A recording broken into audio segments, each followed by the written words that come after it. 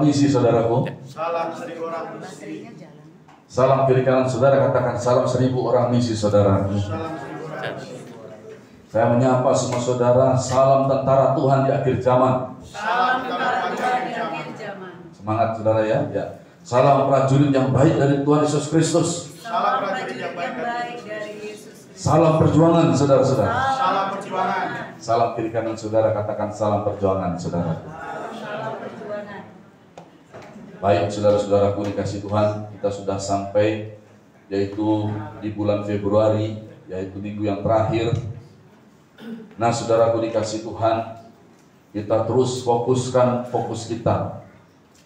Saudara-saudara, saudara kita tahu apa yang sedang terjadi sekarang ini di seluruh dunia. Haleluya saudara-saudara.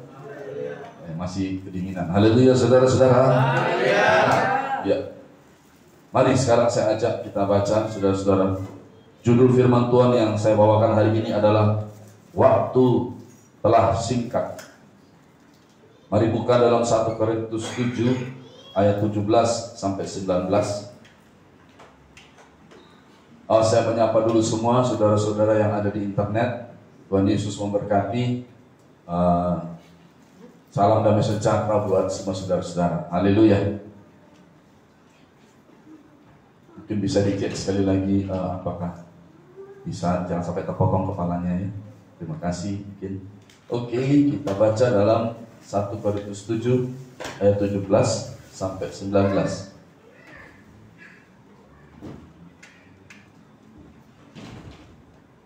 Ya, mari kita baca bersama-sama. Yuk, 1, 2, 3. Selanjutnya 1 Korintus 7 ayat 17 sampai 19. 1, 2, 3. Selanjutnya hendaklah tiap-tiap orang tetap hidup seperti yang telah ditentukan Tuhan baginya, dan dalam keadaan seperti waktu ia dipanggil Allah. Inilah ketetapan yang kuberikan kepada semua jemaat.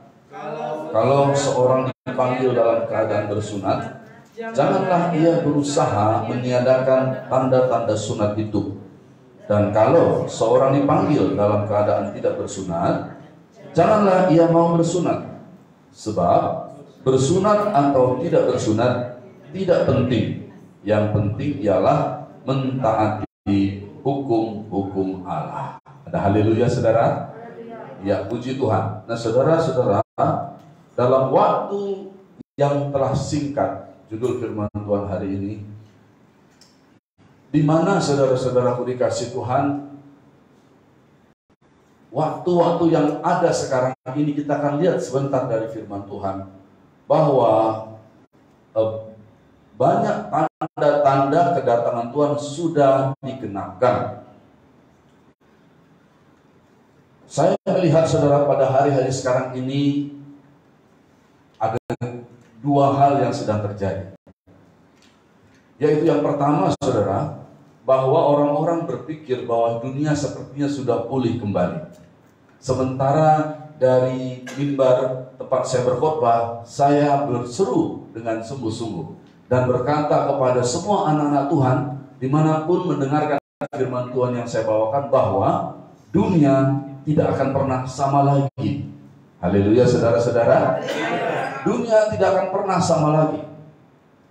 Nah saudara-saudaraku dikasihi Tuhan, bila dahulu waktu orang-orang Israel ada di padang gurun, hanya membutuhkan waktu 1 malam saja untuk Tuhan mengeluarkan orang Israel, bangsa Israel, dari Mesir, perbudakan Mesir, dengan tangan yang kuat, dengan tanda ajaib dan mujizat.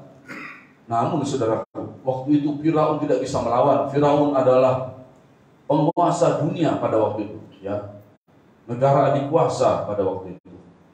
Tidak bisa melawan, yaitu tentara Tuhan, yaitu pasukan Tuhan, yaitu orang Israel, di mana Tuhan pada waktu itu semalam-malaman berjaga-jaga bagi orang Israel waktu Israel dikeluarkan dari tempat perbudakan. Kita tahu kisahnya, ya, dengan tulah, 10 tulah lalu kemudian sampai laut Teberau dibelah. Ya, oke. Nah, saudara-saudara dikasih Tuhan, dengan tangan Tuhan yang kuat mengeluarkan orang Israel dari tempat perbudakan. Tetapi saudara, yang terjadi selanjutnya adalah membutuhkan 40 tahun lamanya Tuhan mau mengeluarkan Mesir dari dalam hati orang Israel, tapi tidak bisa.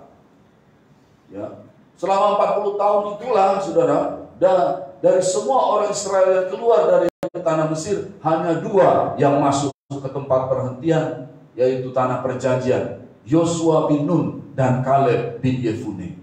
Haleluya saudara. Haleluya. Katakan bersama saya, Yosua bin Nun. Yosua bin Nun. Satu lagi, Kaleb bin Yefune. Kaleb bin Yefune. Haleluya saudara. Haleluya. Nah, di salam kiri kanan, saya mau jadi seperti Yosua bin Nun atau Kaleb bin Yefune. Salam kiri kanan. Ayo salam. Ini hanya 2 orang ini yang masuk tanah perjanjian saudara. Yang lain dikatakan Alkitab berhantaran, bergelimpangan di padang gurun. Saudara, mati saudara, bergelimpangan, tidak masuk kepada tanah perjanjian. Nanti akan kita baca ayat ini. Kalau memang tanah perjanjian itu yang dimaksudkan adalah tanah perjanjian waktu zaman Israel ini, Yosua bin Nun, Kaleb bin Yefune ini, maka tidak akan dituliskan lagi dalam kitab perjanjian baru, tapi masih dituliskan lagi. Berarti masih ada masa perhentian, saudaraku, yang hari perhentian yang memang dijanjikan Tuhan, dan Tuhan mau supaya jangan ada di antara kita yang gagal masuk ke sana. Ada haleluya saudara. Oleh sebab itu kita harus menjadi seperti Yosua bin Nun dan Kaleb bin Yefune. Harus lengkap, bukan Kaleb bin Yefune, bukan Kaleb bin Yefune gitu. Sekali lagi bilang begini, saya mau jadi Yosua bin Nun dan Kaleb bin Yefune. Oke, puji Tuhan ya. Baik, ini apa soundnya apa nggak terlalu keras, middle-nya mungkin perlu diturunkan sedikit aja Pak. Sepertinya sih begitu. Middle-nya dikit aja turunin. Ya, baik, saya lanjutkan ya. Nah, saudara, tapi ya terima kasih Pak Kim. Tapi di akhir zaman ini perhatikan, yang terjadi begini. Kalau zaman dulu Tuhan mau mengeluarkan Mesir dari dalam hati orang Israel, tidak bisa. Zaman sekarang Mesir akhir zaman menyerbu masuk ke dalam gereja Tuhan, masuk ke dalam anak-anak Tuhan. Kalau zaman dulu Mesir mau dikeluarkan sama Tuhan, tidak bisa, bergelimpangan mereka di padang gurun. Ditulis di Alkitab kita sebagai peringatan, bilang kiri kanan, sebagai peringatan.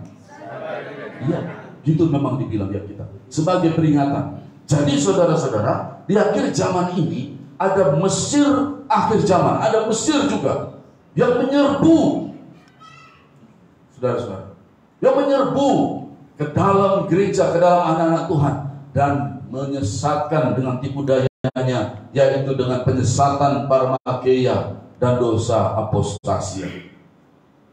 Nah, saudara-saudaraku dikasih Tuhan, ini yang terjadi di akhir zaman. Maka yang dulu itu yang masuk ke tanah perjanjian hanyalah Yosua bin Nun dan Kaleb bin Yefune. Maka di akhir zaman ini berjuanglah kita bersungguh-sungguh, berjuanglah kita sedemikian rupa. Saya berkata kepada kita semuanya, perjuangan kita di garis akhir ini sangat penting dan sangat berbahaya. Kenapa berbahaya? Jangan sampai nanti kita gagal masuk kepada tempat perhentian Tuhan, hari perhentian yang sudah Tuhan tentukan. Ada haleluya saudara. Jangan sampai gagal, saudara. Kita memang tidak bisa memilih. Ternyata kita hidup di akhir zaman. Kita tidak bisa memilih. Ternyata kita adalah generasi terakhir yang akan melihat kedatangan Tuhan Yesus Kristus. Dan untuk itu saudara, saya sebut ini adalah pertandingan di garis akhir. Jangan sampai gagal saudara-saudaraku. Firman Tuhan ini sangat kuat berbicara bagi kita semuanya, supaya kita sedemikian rupa mengetahui bahwa di waktu yang telah singkat ini, kita harus tahu apa yang harus kita kerjakan, apa yang harus kita perbuat untuk kita semuanya boleh masuk kepada hari perhentian ketika Tuhan Yesus nanti datang. Haleluya saudara. Saudara-saudaraku dikasih Tuhan, kenapa saya bawakan ayat ini? Dikatakan waktunya telah singkat, karena saudara Mesir di akhir zaman ini yang menyebabkan dosa apostasia itu dituliskan dalam 2 Tesalonika 2 ayat yang ketiga. Mari kalau saudara mau baca bersama saya boleh. 2 Tesalonika 2 ayat yang ketiga dikatakan begini.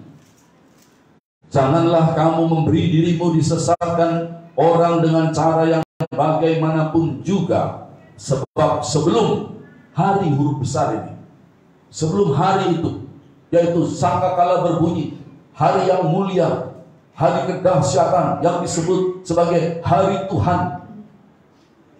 Satu sisi adalah hari yang mulia, hari penyelamatan, tapi satu sisi lagi itu adalah hari penghakiman. Saudara, itu hari yang sangat berbahaya. Patutlah kita untuk mendengarkan firman Tuhan dan juga untuk mempersiapkan diri kita. Ya, sebab waktunya sudah sangat singkat. Karena jelas ini dikatakan saudara bahwa sebelum hari itu haruslah datanglah dahulu. Dalam bahasa Indonesia disebut murtad, tapi bahasa aslinya haruslah datang dahulu apostasia, dan haruslah dinyatakan dahulu manusia durhaka yang harus binasa. Jadi sebelum kedatangan Tuhan harus datang dulu apostasia. Dan apostasia saya sudah khotbahkan 1 bulan ini. Dan apostasia sudah terjadi 2 tahun, saudara. Jadi sebelum hari kedatangan Tuhan harus terjadi apostasia, dan apostasia bukan baru terjadi. Apostasia sudah terjadi 2 tahun. Bila mana di internet ini anak-anak Tuhan ada yang belum tahu, baru mendengar, mana Pak Pendeta? Kami nggak ada yang murtad kok. Mana tahu ada yang belum mendengar tentang apostasia. Maka saya tidak keberatan menjelaskan sekali lagi dengan singkat. Murtad tidak terjadi Pak Pendeta. Kami baru saja merayakan Natal tahun 2022. Kami penuhkan stadion di sebuah pulau yang bernama Pulau Wakanda. Kan nggak ada kan Pulau Wakanda. Jadi saya nggak bisa Pak Gede bilang itu pulau mana itu? Maksudnya siapa itu? Enggak. Saya nggak ada sebut nama, nggak ada sebut siapa-siapa. Tapi ada gereja-gereja yang berkata, kami merayakan Natal. Bahkan KKR, sebut sajalah semuanya. Saya memang mengecek ya, di Indonesia yang khotbahkan apostasia cuma saya. Iya, hanya saya memang. Tapi nggak ada yang membantah. Harusnya kalau hanya saya dan saya salah, rame-rame dong dibantah. Haleluya saudara. Kenapa nggak dibantah? Karena memang sulit dibantah. Karena memang begitu. Apostasia ditulis di situ, dan apostasia artinya meninggalkan, bukan murtad. Lalu kok bisa gitu Pak Pendeta? Yang salah siapa? Nggak usah cari yang salah siapa, yang penting dengarkan sekarang firman Tuhan. Haleluya. Kalau pendeta saudara tidak menghormatkannya, ya puji Tuhan saudara mendengarkan hari ini. Mungkin seumur hidup saudara tidak pernah mendengarkan khotbah tentang apostasia. Jadi saya beritahu sekali lagi, jadi apostasia itu artinya meninggalkan, melepaskan. Itu cari boleh googling bahasa arti apostasia, bahasa Yunani. Itu ditulis di Alkitab, teks Perjanjian Baru bahasa Yunani. Kenapa mesti bahasa Yunani, Pak Agus, Pak Gede? Kenapa enggak bahasa Jawa? Ya karena teks Perjanjian Baru ditulis dalam bahasa Yunani. Surat-surat yang ditulis oleh para rasul-rasul, juga oleh Rasul Paulus. Ada haleluya saudara? Begitu. Jadi apostasia itu meninggalkan. Makanya ada sebuah kata lagi namanya apostasion. Katakan bersama saya, apostasion. Saudara cek, itu artinya begini, surat cerai. Itu saudara. Apa hubungannya murtad dengan cerai? Itu surat cerai. Nggak ada dong, susah. Lalu ada yang mencoba mencocokkan, maksudnya gini, bercerai dengan Kristus. Bukan. Apostasia itu begini. Saya sebenarnya nggak mau ulangi lagi ya, tapi ini demi supaya nyambung gitu. Jadi saudara punya istri yang sah, tapi ada wanita idaman lain, itu apostasia sudah terjadi dalam pernikahan tersebut. Makanya tidak heran saudara, ini adalah tentang hari besar itu, dan kita tahu bersama hari itu adalah hari perjamuan kawin anak domba. Sebuah perhelatan atau sebuah event yang sangat besar, yang sebuah agenda yang mengatasi semua agenda yang ada di dunia ini, yaitu apa? Perjamuan kawin anak domba. Itu adalah agenda Bapa di sorga. Saudara, dari zaman dulu sudah dituliskan di dalam Alkitab kita, dari setiap generasi, supaya untuk bersiap-siap masuk kepada perjamuan kawin anak domba, sebuah pernikahan antara mempelai pria yaitu Tuhan Yesus Kristus dengan gerejanya yang kudus. Saudara-saudara, namun sebelum hari itu tiba, ada apostasia yang terjadi, ada yang meninggalkan, ada yang melepaskan di sini. Dan juga saudaraku dikasihi Tuhan, dalam salah satu terjemahan dikatakan juga adalah pengkhianatan. Ada yang berkhianat di sini. Kenapa saudara?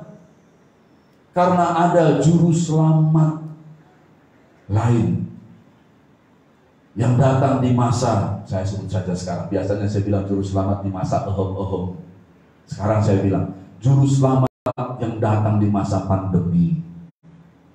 Tidak salah dong saya ngomong, itu memang begitu ditulis di koran-koran dan juga di media cetak, media internet dan televisi.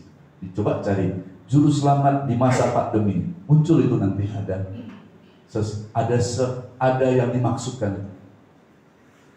Dan saudaraku, Yesaya 43 berkata ayat 11, tidak ada Tuhan yang dikenal, tidak ada juru selamat yang kukenal, tidak ada yang lain. Jadi gak boleh ada juru selamat selain siapa saudara-saudara?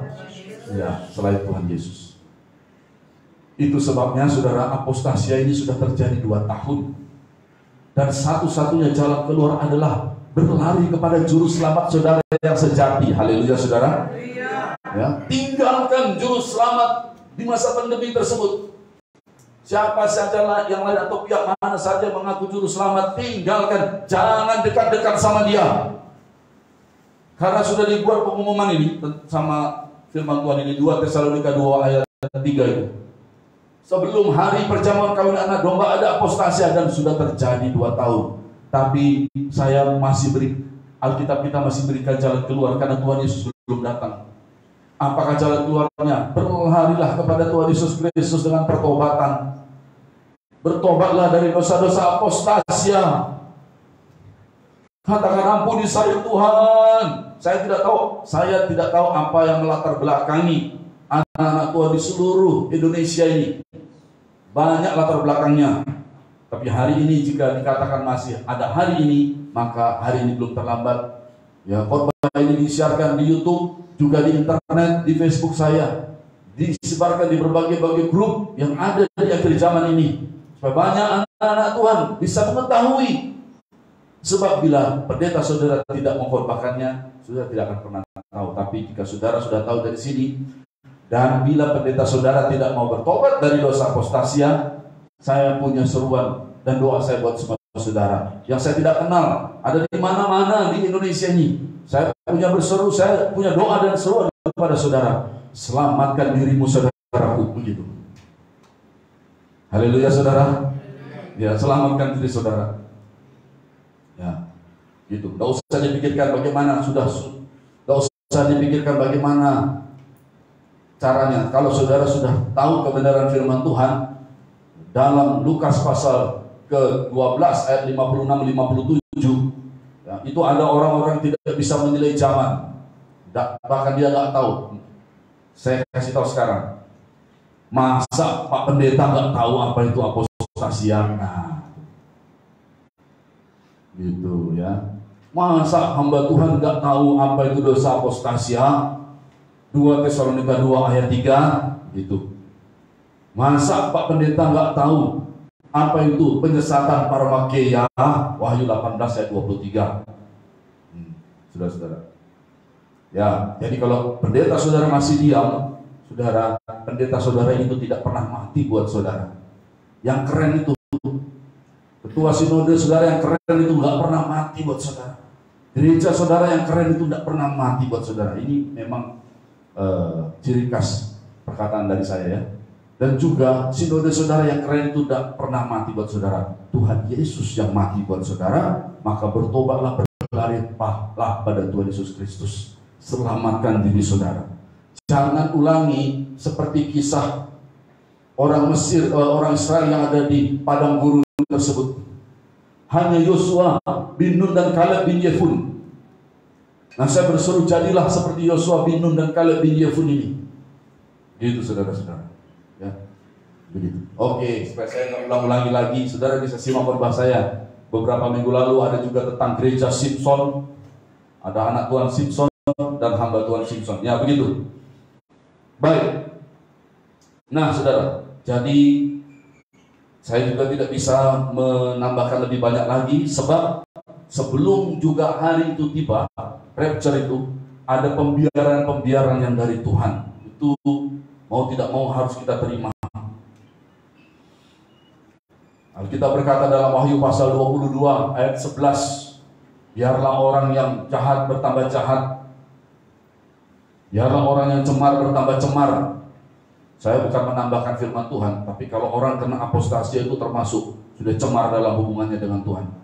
Jadi biarlah orang yang terkena apostasi, kalau nggak mau bertobat terus apostasi, itu begitu loh.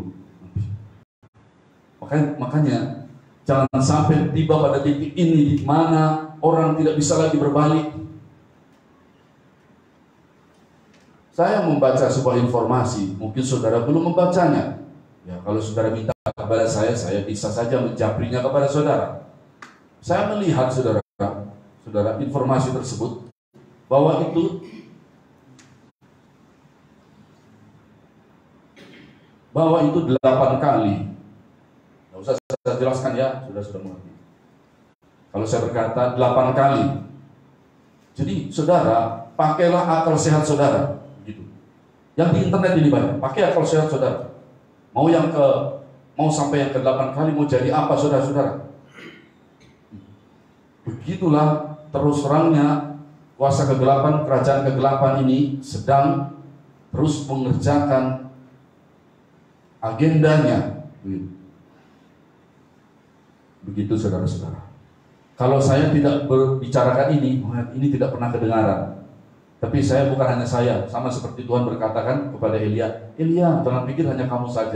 Ada banyak hamba-hamba Tuhan juga yang berseru seperti Elia. Haleluya saudara. Ya, saya juga percaya itu. Makanya saya berkata, tentara Tuhan bukan hanya ada di Indonesia, bukan hanya kita. Ada banyak tentara Tuhan yang ada di dunia ini. Kita salah satu bagian kecil di dalamnya.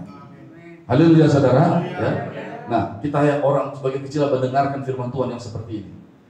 Maka jangan sia-siakan, karena penyesalan selalu datangnya terlambat, belakangan. Di depan namanya apa? Komjen Dharma Pongrekun, ya, yang selalu yang mengucapkan ini kata-kata ini. Di depan namanya pendaftaran. Makanya siapkan diri kita.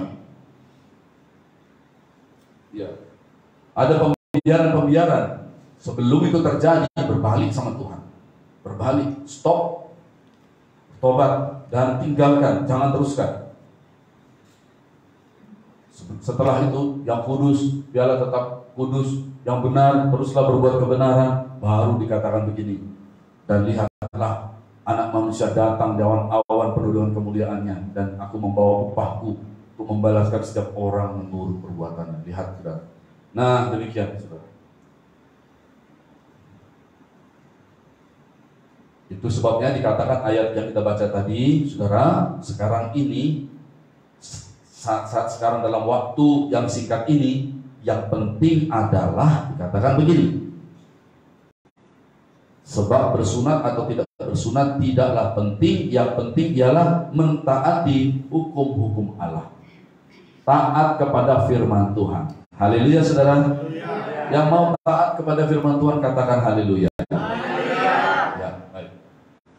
Saudara, selanjutnya saudara, di saat semuanya kelihatannya, di saat semuanya dunia, faktanya menjadi baik dan pulih, itu fakta, kenyataan. Ya. Nah sekarang saya mau memberitahu kebenarannya. Faktanya yaitu dunia sepertinya pulih. Kemudian saudara, segala sesuatunya menjadi baik, ramai kembali. Ya, bisnis berjalan menjadi kencang kembali. Gereja kembali beramai-ramai. Ya, udah mulai ramai yang dulunya di rumah-rumah. Dengarkan baik-baik. Saya mau sampaikan sekarang kebenarannya. Kebenarannya adalah gereja dan anak-anak Tuhan, bahkan hamba Tuhan, sedang tenggelam, sedang karam. Kok karam lagi Pak Pendeta? Dari tadi beritanya kok gak ada yang bagus ya? Nakut-nakutin aja. Benar, saya kasih tahu. Sekarang gereja sedang tenggelam dan karam oleh karena dosa apostasia tadi. Kebenarannya. Waktu saya bersiapkan firman Tuhan hari ini, saya nggak sebut nama, nggak sebut orang. Saya lihat seorang hamba Tuhan besar lewat di depan saya, dan saya mendengar sebuah suara yang berkata bahwa orang ini buta. Saya nggak paham. Saya begitu merenungkan itu, Tuhan, saya melihat. Saya nggak sebut nama ya, saya lihat, oh hamba Tuhan besar lewat di depan saya. Saya pakai jas, saya bersyukur sudah, saya pakai jas lengkap seperti ini melayani. Waktu dia lewat di depan saya dengar suara disebut, ya saya kenal orangnya. Saya penting saya nggak sebut nama di sini. Begini yang saya dengar perkataan itu. Orang ini buta, makanya saudara tidak akan pernah dengar tentang khotbah tentang apostasi. Saya berkata kepada istri saya, waduh ini benar-benar akhir zaman nih, gak main-main ya. Makanya saya berkhotbah dengan sungguh-sungguh kepada semua saudara yang ada di internet. Pertandingan kita di garis akhir ini sangat penting. Bagi siapa? Bukan bagi orang lain, bagi diri kita masing-masing. Dan sangat berbahaya. Persiapkanlah diri kita, hiduplah sedemikian rupa, berjuanglah sedemikian rupa. Di akhir zaman ini, bilang kiri kanan, berjuang sedemikian rupa, saudaraku, bilang bilang begini, engkau adalah prajurit yang baik dari Tuhan Yesus Kristus. Bilang, saya juga. Bilang. Sekarang salam dia, bilang gini, saya prajurit yang lebih baik dari Tuhan Yesus Kristus. Ya, semuanya mesti bilang begitu. Haleluya. Ya, jangan begini, ada teman yang bilang, saya prajurit yang lebih baik daripada engkau. Terus yang sebelahnya bilang gini, iya, jangan, nggak boleh ya. Bilang ini, saya juga prajurit lebih baik. Artinya semua kita jadi prajurit yang baik dari Tuhan Yesus Kristus. Kalau AC-nya kedinginan boleh dikecilkan. Haleluya, saudara. boleh. Oke, baik. Puji Tuhan. Haleluya, saudara. Ya, lanjut ya. Jadi begitu.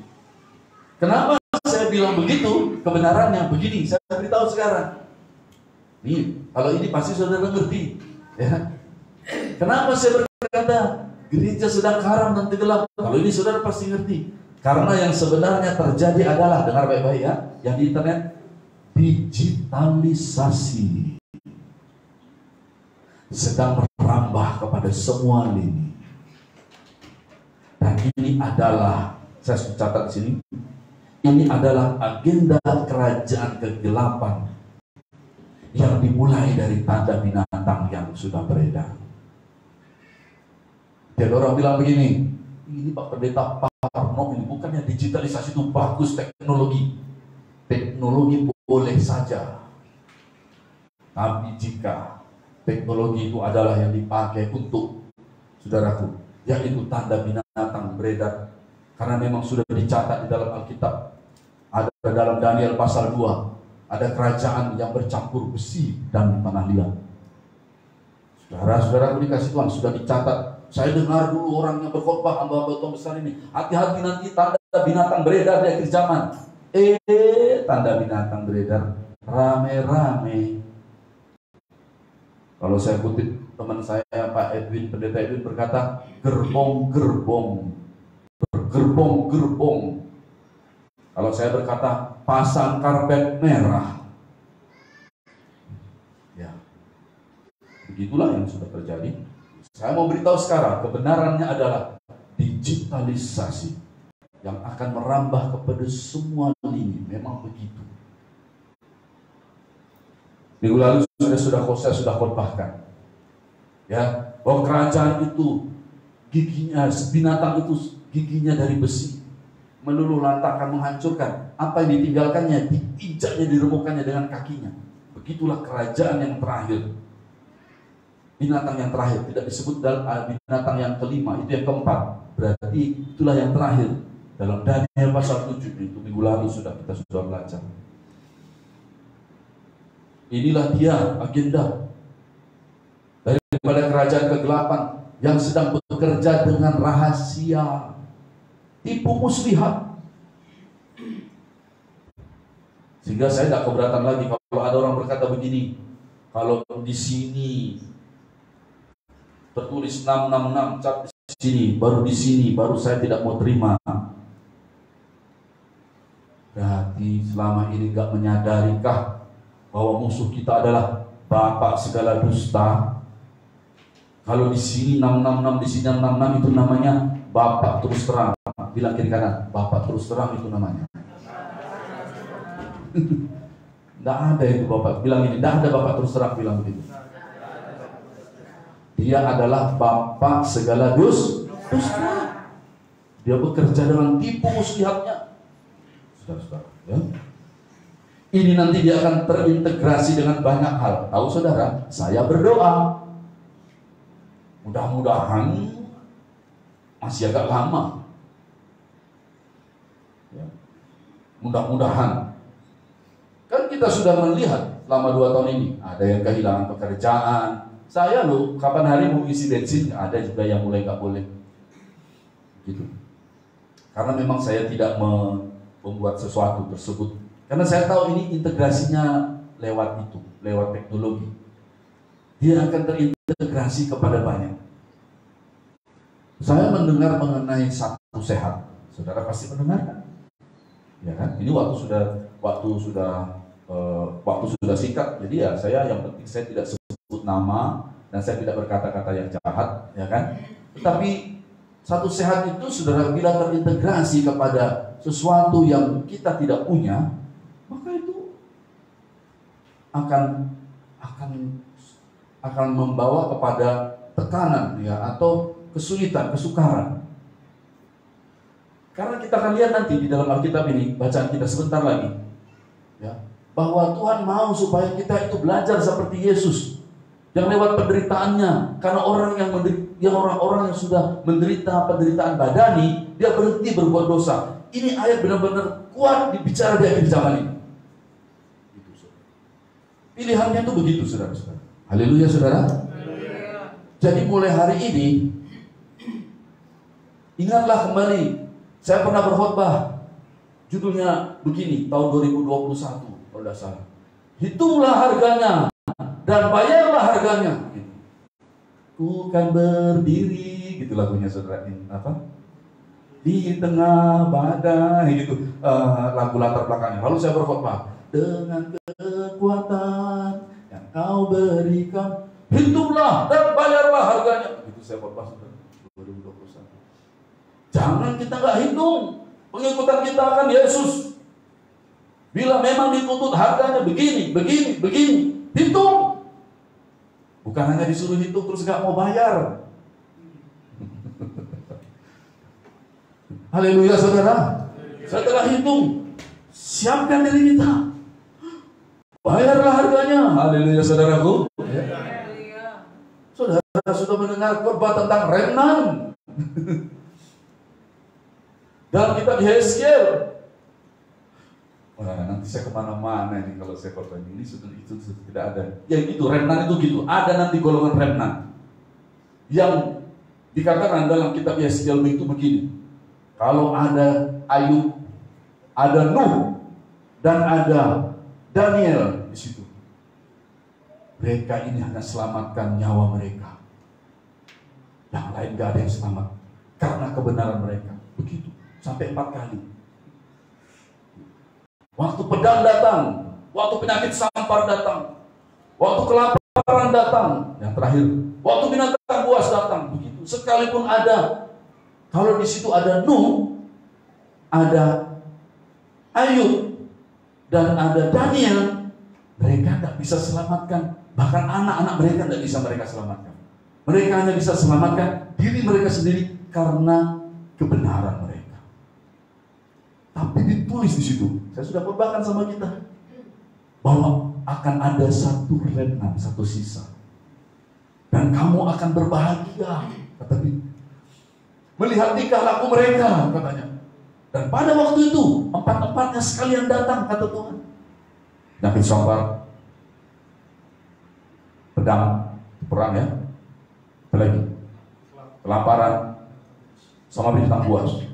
Kamu akan dihibur dan berbahagia melihat tingkah laku mereka, orang-orang remnant ini. Kenapa? Tidak ditulis di situ, tapi saya dapat pencerahan dari Roh Kudus karena tingkah laku mereka seperti Daniel yang tidak takut kepada murka raja. Haleluya, saudara. Haleluya, saudara. Seperti Nuh yang disalah mengerti. Saya pernah bawakan kepada kita semua kan, gimana negatifnya pikiran orang-orang itu sama Nuh. Masa nggak ada satupun pujian buat Nuh? Begitu besarnya bahtera yang dia buat. Begitulah berarti membuktikan benar-benar negatif pikiran mereka tentang Nuh. Akhirnya ada upah pikiran negatif. Tapi Nuh, ya orang-orang ini juga seperti Nuh nanti. Dan seperti Ayub. Ayub bagaimana itu dia menderita, gitu. Penderitaan. Lalu dikatakan ada itu orang-orang seperti itu. Dan kalau kita lihat, saya sudah khotbahkan, itu adalah penjelasan meterai keempat. Karena dalam meterai keempat, ketika kuda kuning, hijau, dan penunggalnya dilepaskan, itu kerajaan maut mengikutinya. Dan di situ dikatakan, di situ ada empat-empat ini ada. Penyakit sampar, ada kelaparan, ada pedang, dan binatang buas. Memang kita sedang hidup di akhir zaman, saudara-saudara. Jadi khotbah saya memang mesti begitu. Haleluya. Haleluya. Mungkin kalau saya haleluya pelan, saudara yang kuat. Haleluya, saudara. Haleluya. Kalau saya kuat, saudara. Haleluya. Kalau saya, haleluya, saudara. Haleluya. Haleluya, saudara. Haleluya. Jadi saudara-saudara, ya. Jadi inilah dia akan datang integrasi, gitu ya. Terhubung dia nanti. Saya berdoa. Terus terang saya jujur, saya berdoa. Semoga masih agak mundur Tuhan waktunya. Tapi saya tidak mau membiarkan diri saya terlena. Saya sudah berkhotbah kepada saudara. Take action, persiapkan diri saudara. Haleluya, saudara. Ya. Tidak tahu gimana caranya. Saya sudah berkhotbah. Banyak khotbah saya sudah. Putar-putar lagi. Take action, saudara. Pikirkan bagaimana caranya. Itu minggu lalu kan khotbahnya. Kuasa tanda binatang itu ada pada jual dan dia tidak punya kuasa kalau kita punya cadangan. Dia tidak punya kuasa kalau kita bisa produksi. Dia tidak punya kuasa kalau kita bisa barter. Kerjakan, saudara. Jangan pikirkan skala besar. Nggak bisa itu.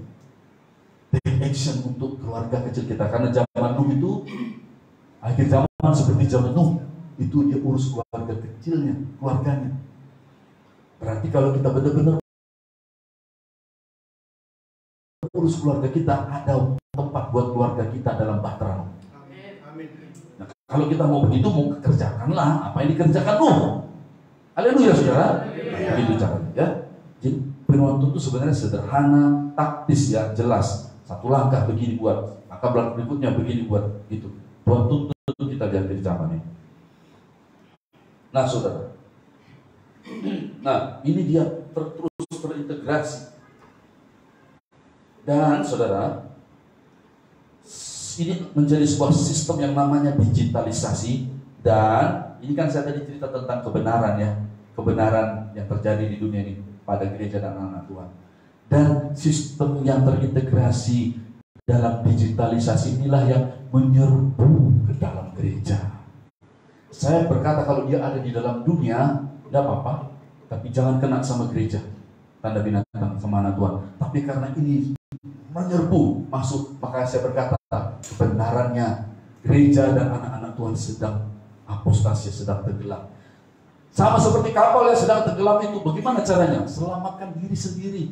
Bagaimana caranya saudara? Berserulah kepada Tuhan Yesus Kristus. Keluar dari kapal yang sedang tenggelam. Tahu saudara, kapal besar itu kalau tenggelam, dia tuh menyeret. Iya, dia menyeret itu. Jadi mesti cepat berenang menjauh. Makanya ada ayat di dalam Alkitab, keluar dari Babel itu, keluar dari sistem dunia di akhir zaman ini, lari daripadanya. Jangan kamu terkena kepadanya. Haleluya saudara. Haleluya. Nah, kalau anak-anak Tuhan yang di internet, di mana sajalah, nggak menanggapi ini, memang firman Tuhan memang mesti disampaikan. Ada ayatnya itu. Larilah dari Babel. Itu dikatakan. Ya Alkitab itu jelas Babel besar itulah dia kerajaan kegelapan ini. Kerajaan Antikristus itu saudara. Itu kalau dia sedang tenggelam kapal besar itu saudara, itu dia kalaupun dia sudah masuk ke dalam air, dia masuk ke dalam, kalau dia besar kapalnya, itu dia menyeret orang yang berenang itu bisa diseret ke dalam. Jadi memang benar-benar harus take action ya. Saya rasa mungkin hanya saya pendeta yang berkhotbah begini. Banyak pendeta lain berkata begini, selamatkan jiwa-jiwa. Saya berkata, kalau benar saudara mengasihi jiwa-jiwa, selamatkan jiwa saudara. Haleluya saudara. Haleluya. Selamatkan. Gampang kok kalau mau mengabaikan khotbah yang begini. Sudah diceritakan zaman Nuh, abaikan saja. Yang begini ini hanya ada jarang sekali. Ya. Kadang saya berpikir begini, kenapa nggak ada seorang hamba Tuhan besar ya, yang seperti khotbahnya seperti ini? Mungkin impactnya mungkin akan ada lebih besar. Seorang hamba Tuhan terkenal ya, kelasnya internasional gitu. Tapi nggak tahu juga nih kenapa begitu. Tapi tidak apa-apa, saya kerjakan bagian saya. Baik, nah saudara. Jadi saudara, inilah dia yang terjadi. Ketika semuanya baik-baik saja, semua sudah pulih kok, dengar ya, digitalisasi. Itu dia, itu kuncinya. Bilang kiri kanan, digitalisasi, bilang. Digitalisasi. Ya, itu. Nanti ada orang bilang gini, kamu kok parno kuno, orang zaman sudah digital, kamu nggak mau pakai digital ya, kamu nggak bisa ngapa-ngapain. Ya sekarang mau dengar firman Tuhan atau mau dengar dunia. Ya, sangat berhati-hati. Sangat berhati-hati. Saya banyak merenung ya dan berdoa. Maka kita perlu benar-benar berdoa. Ada haleluya saudara ya. Benar-benar kita ada di hari-hari yang jahat, kita berkata. Hari-hari yang berbahaya. Nah di tempat lain mana ada. Tidak ada bahaya itu yang dibicarakan itu. Kenapa begitu? Ya, seperti yang saya bilang, karena memang sudah diserbu dengan digitalisasi. Sudah ada di dalam. Kalau zaman dulu, Mesir di dalam, orang Israel, hati orang Israel, tidak bisa dikeluarin. Yang sekarang ini nggak tahu gimana cara penyelesaiannya. Kalau yang sekarang ini kita berkata begini, lari keluar. Jangan terkena kepadanya. Babel itu. Di Alkitab catat begini. Ada haleluya saudara? Memang mungkin akhirnya jadinya menderita. Tapi itulah memang jalan-jalan di akhir zaman. Ya, jalan-jalan di akhir zaman. Baik, saya lanjutkan sekarang. Mari kita baca sekarang dalam 1 Korintus 7 tadi. Kita baca ayat selanjutnya, ayat 20 sampai 24. Mari kita baca sama-sama ya, 1 Korintus pasal 7. Sekarang ayat 20 sampai 24. Yang tadi kita sudah baca ya. Yang penting ialah mentaati hukum-hukum Allah, taati firman Tuhan. Ya. 20, baiklah tiap-tiap orang tinggal dalam keadaan seperti waktu ia dipanggil Allah. Adakah engkau hamba waktu engkau dipanggil? Itu tidak apa-apa. Tapi jikalau engkau mendapat kesempatan untuk dibebaskan, pergunakanlah kesempatan itu. Terus, sebab seorang hamba yang dipanggil oleh Tuhan dalam pelayanannya adalah orang bebas yang dipanggil milik Tuhan. Demikian pula orang bebas yang dipanggil Kristus adalah hambanya. Kamu telah dibeli dan harganya telah lunas dibayar. Karena itu janganlah kamu menjadi hamba manusia, saudara-saudara, hendaklah tiap-tiap orang tinggal di hadapan Allah dalam keadaan seperti pada waktu Ia dipanggil. Poin yang pertama, kita tinggal dalam keadaan seperti waktu kita dipanggil Tuhan, karena waktu yang telah singkat ini, ya, kita harus tahu waktu tidak banyak lagi. Jadi kita harus hidup menurut firman Tuhan. Katakan hidup menurut firman Tuhan. 1, 2, 3. Haleluya. Nah, nomor 2 ini, hidup sebagai hamba Tuhan. Gini tulisannya. Dijelaskan begini, saya sudah catat ya. Gunakan kesempatan yang ada. Ditulis, saya nggak perlu terjemahkan banyak-banyak lagi. Kalau kamu seorang hamba, tentu saja saudara, kita ini kan ada di bawah. Misalkan kita bekerja, saudara, atau kita ada di dalam keluarga, tentu saja kita ada di bawah otoritas. Betul apa tidak? Betul dong, ya saudara. Haleluya saudara. Tapi dengar baik-baik, ya saudara. Dicatat di sini dikatakan begini, bahwa kita ini jangan sampai, saudara, kita diperhamba oleh manusia. Catat baik-baik. Ini zaman dulu memang ada case tentang perbudakan, makanya ditulis di sini. Kalau kamu punya kesempatan untuk merdeka, pergunakan, ambil kesempatan itu. Ada haleluya saudara. Sekarang perhatikan dalam hidup saudara, ya, di mana-mana ada kesempatan untuk saudara mengalami kemerdekaan, ambil. Ini catat. Lalu bagaimana? Dikatakan begini.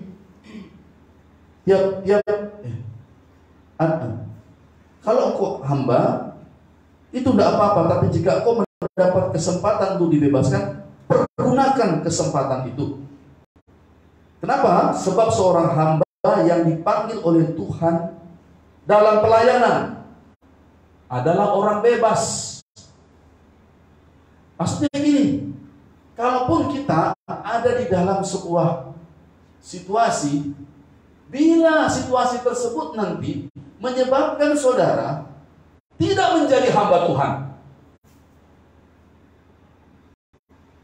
dan ujung-ujungnya menjadi hamba manusia, takut kepada manusia, saudara harus tahu bagaimana harus menetapkan diri saudara. Ya, parahnya lagi nanti ujungnya hamba manusia terkena tanda binatang, itu yang kayak gitu. Atau misalnya sudah bertobat, sudah mau tinggalkan, tapi dikirim kepada tanda binatang. Dengar baik-baik, Alkitab kita mencatat hari ini, saudara, jadilah hamba Tuhan. Sebab orang yang bebas tersebut dikatakan dia menjadi hamba Tuhan karena dipanggil dalam pelayanan. Jadi kalau jadi hamba Tuhan gak boleh malas-malasan, gak boleh gak melayani. Ingat firman Tuhan minggu lalu kan, maukah engkau berbaring di kandang-kandang penggembalaan? Gak boleh. Bangkit tentara Tuhan, haleluya saudaraku. Di akhir zaman itu begitu. Jadi nggak ada firman Tuhan yang lemah-lemah, lembek-lembek di akhir zaman. Khususnya kalau yang seperti saya. Memang firman Tuhan makanan seorang tentara. Mau nggak mau saudara-saudara. Alkitab di sini berkata begini. Jadi kalau misalkan saudara ada yang bekerja sekarang, ya, lalu kemudian dalam pekerjaan saudara, ketahuilah saudara adalah orang bebas, orang merdeka. Dalam koridor begini, saudara nggak boleh jadi hamba manusia. Bila atasan saudara, bos saudara, melebihi Tuhan menentukan nasib saudara, saudara pilihlah. Saudara mau pilih dia, pilihlah, serah. Haleluya saudara. Jangan saudara. Ini ayatnya jelas. Ini ya. Sebab seorang hamba yang dipanggil oleh Tuhan dalam pelayanannya adalah orang bebas milik Tuhan. Demikian pula orang bebas yang dipanggil Kristus adalah hambanya. Jadi nggak boleh kita itu jadi. Lalu dikatakan, jelas lagi dikatakan begini. Lalu dikatakan kamu telah dibeli dan harganya telah lunas dibayar. Karena itu janganlah kamu menjadi hamba manusia. Begini, saya langsung praktekkan teologi praktisnya gimana Pak Pendeta. Inilah misalnya saudara, Tuhan bilang, apalagi dari zaman ini, jangan jadi hamba manusia. Jadi saudara ada di bawah sebuah naungan, lalu kemudian naungan itu mau menentukan melebihi Tuhan, memang harus ada harga yang dibayar. Ada haleluya saudara. Tapi kalau saudara berkata, biarlah aku ikut sama tunduk sama manusia ini, tidak, saudara mengabaikan Tuhan yang sudah membebaskan saudara supaya jangan jadi hamba manusia, supaya saudara menjadi hamba Tuhan. Saudara ini orang bebas untuk menjadi hamba Tuhan, untuk melayani Tuhan di akhir zaman. Tapi bila misalkan dalam naungan saudara baik-baik saja, tidak ada mengarahkan kepada saudara untuk saudara dia menentukan menggantikan tempat Tuhan untuk membuat keputusan-keputusan saudara, aman-aman saja.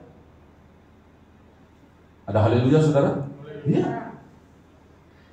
Nah, saya sudah melihat beberapa dari saudara kan begitu, tidak bisa bekerja di sini lagi sebab harus begini. Lalu saudara, baik, saya keluar, itu ada begitu. Itu salah satu contoh sederhana. Ada haleluya saudara? Saudara sudah bebas, saudara itu jadi hamba Tuhan, melayani Tuhan, tak boleh jadi hamba manusia. Tapi jangan juga tidur-tiduran di kandang, nggak boleh. Harus jadi hamba Tuhan beneran. Ada haleluya saudara? Harus berdoa, jadi tentara Tuhan, ya kita harus angkat senjata. Ya, begitu. Gitu saudara. Ini ayat-ayatnya ini mantap-mantap sekali ya. Nah, jadi gitu. Bukan menyenangkan manusia, tetapi menyenangkan Tuhan saja. Yang mau menyenangkan Tuhan, katakan haleluya.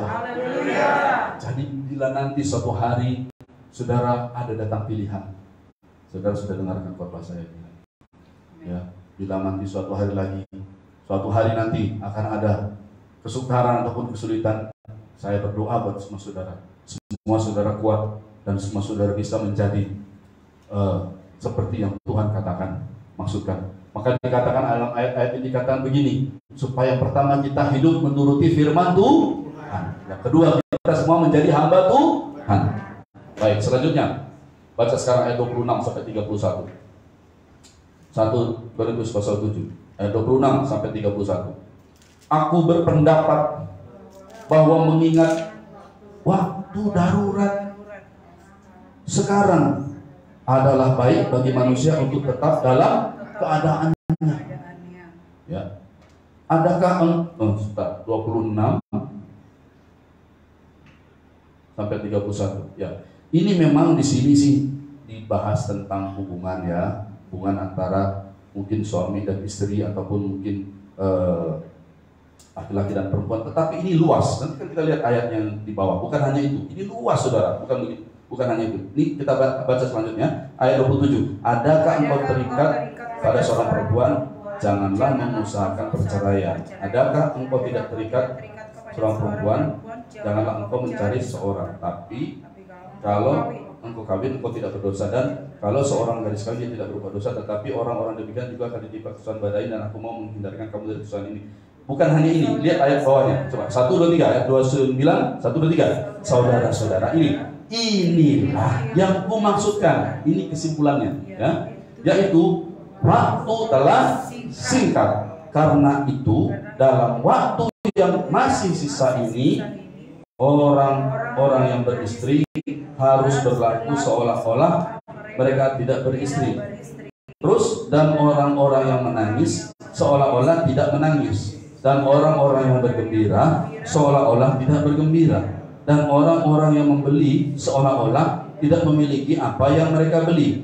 Ini kesimpulannya 31, 1, 2, 3. Pendeknya, orang-orang yang mempergunakan barang-barang duniawi seolah-olah sama sekali tidak mempergunakannya, sebab dunia seperti yang kita kenal sekarang akan berlalu. 2000, sudah hampir 2000 tahun ya, 2000 tahun ini tulisan.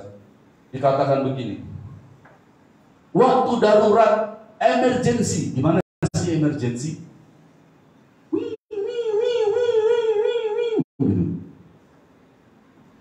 Katakan waktu darurat, 1, 2, 3. Lalu dikatakan di sini begini, waktu telah singkat, itu juga tadi. Saudara-saudara, inilah yang kumaksudkan, yaitu waktu telah singkat. Kenapa judul khotbahnya hari ini waktu telah singkat? Karena apostasi sudah terjadi 2 tahun. Setelah itu rapture. Ya nggak tahu kapan rapture-nya, tapi sudah 2 tahun apostasi yang sudah terjadi. Jadi waktu telah singkat, waktu darurat. Terus dikatakan begini, maka waktu yang sisa sekarang ini, bagus sekali ayat ini. Ya, maka dikatakan begini, waktu telah singkat, lalu dikatakan begini, karena itu dalam waktu yang masih sisa ini, pegang kiri kanan, bilang suami istri atau saudara-saudara bilang, saudaraku, waktu yang masih sisa sekarang ini. Oh, supaya tahu, nanti jangan pikir ini waktunya masih banyak, ini bukan waktu sisa. Jangan. Nah, kita berkata ya sudah 2000 tahun, apalagi udah zaman sekarang. Haleluya saudaraku ya. Ini sudah waktu yang sisa sekarang ini. Makanya saya menyerukan ya begini. Lalu bagaimana itu waktu yang sisa sekarang? Tadi dijelaskan. Saya catat ya di sini. Nah, dalam ayat-ayat ini dikatakan seperti ini. Dalam waktu yang sisa sekarang ini dibilang begini. Orang-orang yang beristri harus berlaku seolah-olah mereka tidak beristri. Ini jangan salah paham ya, bilang gini. Karena jangan, yang ibu-ibu bilang jangan salah paham ya Pak, bilang gitu ya. Loh, kok gak ada yang senyum di sini? Ini maksudnya bukan berarti misalnya bapak-bapak lalu kemudian pura-pura lagi sepertinya bukan bapak-bapak, ya kan? Bukan berarti saudara kita nggak boleh sebir rambut, boleh. Haleluya saudaraku. Haleluya saudaraku. Kok tambah sunyi, yang bapak-bapak senyum. Bukan itu maksudnya ya, jauhlah daripada kita hal demikian. Haleluya saudaraku ya. Ini maksudnya gini, seorang suami dikatakan seorang apa? Karena itu orang yang beristri harus berlaku seolah-olah mereka tidak beristri. Lalu ngapain? Apa yang mau dibandingkan dengan ikatan yang lebih dekat daripada ikatan suami istri? Apa rupanya? Ada. Bila kiri kanan ada. Ya. 1 Korintus 16 ayat 17. 1 Korintus 6 ayat 17. Satu lembar di belakangnya yuk. Enggak. Apa ayat 17? Tapi siapa yang mengikatkan dirinya pada Tuhan menjadi satu roh dengan Dia. Haleluya. Ikatan yang lebih kuat daripada suami istri, ikatan kepada Tuhan Yesus Kristus. Haleluya. Ikatan sama suami istri juga harus kuat. Saudara harus lengket seperti perang. Oh, haleluya saudara. Tapi ada yang lebih kuat dari itu. Jadi kalau Tuhan Yesus datang nanti jangan bilang gini, Papa, nggak ada Papa. Mama, Tuhan Yesus datang. Nggak boleh. Tuhan Yesus, haleluya. Jangan istri pergi, Papi, atau suami pergi, Mami, mana? Enggak. Semua harus panggil Tuhan Yesus. Sebelum Tuhan Yesus datang, sekarang juga panggil siapa? Tuhan Yesus. Itu dia saudara-saudaraku, haleluya. Itu dia saudara-saudaraku. Oh begitu ya Pak? Iya, ini maksudnya. Orang yang beristri seolah-olah dia nggak beristri. Kenapa? Karena ikatannya, dia mau mengikatkan dirinya kepada Tuhan, itu yang harus lebih pasti. Sedangkan suami istri saja sudah pasti, apalagi Tuhan katakan ini, ikatkan sama Tuhan. Salam kiri kanan saudara, ikatkan dirimu sama Tuhan saudara. Itu maksudnya ayat-ayat ini saudara-saudara. Ada haleluya saudara? Ya, begitu. Ya. Waktu yang sisa ini ngapain kita? Gitu. Yang beristri, yang bersuami, ikatkan diri pada Tuhan. Dikembangkan dong. Yang punya anak, bukan kita ikatkan diri kita sama anak kita. Sudah pasti kita terikat itu darah daging kita. Ada haleluya? Tapi adakah ikatan yang lebih kuat daripada itu? Ada. Anak juga dengan orang tua tidak boleh andalkan papa, andalkan papi, mami, mama. Tidak boleh. Walaupun memang iya kita andalkan orang tua kita. Ada haleluya? Tapi di balik itu andalkan Tuhan Yesus. Berdoa kepada Tuhan Yesus. Semua kita kembangkan saudara. Ada haleluya? Terus selanjutnya dikatakan begini. Dan orang-orang yang menangis seolah-olah tidak menangis. Kenapa bisa begitu? Ada haleluya saudara? Jadi nanti begini, ya, apapun situasi yang datang, jangan sampai mempengaruhi, saudaraku, pertandingan kita yang sedang berjalan sekarang ini sangat berbahaya dan sangat genting, sangat penting. Baiklah orang-orang yang menangis dikatakan ya, seolah-olah tidak menangis. Kenapa? Karena ada ikatan yang lebih kuat, hal yang lebih penting daripada yang membuat kita menangis tadi. Ada haleluya? Waduh, Pak, Bapak nggak tahu persoalan yang saya hadapi. Ya, sekarang bukan lagi waktunya untuk membuka masalah itu. Sekarang ini waktunya begini. Sekalipun begitu keadaanmu, mungkin penyakitmu membuat kau menangis. Hari kedatangan sudah semakin dekat. Jangan gara-gara itu nanti kau ketinggalan. Haleluya. Mungkin bila nanti suatu hari nanti sudah sulit berobat karena digitalisasi BPJS, kan gitu dong. Betul kan? Lalu apa kita buat? Apakah kita akan menyerah? Oh yuk kita buat yang palsu yuk. Saya kasih pengumuman sedikit ya. Kemarin tuh saya dengar loh ada beritanya joki yang buat palsu-palsu tuh ditangkap.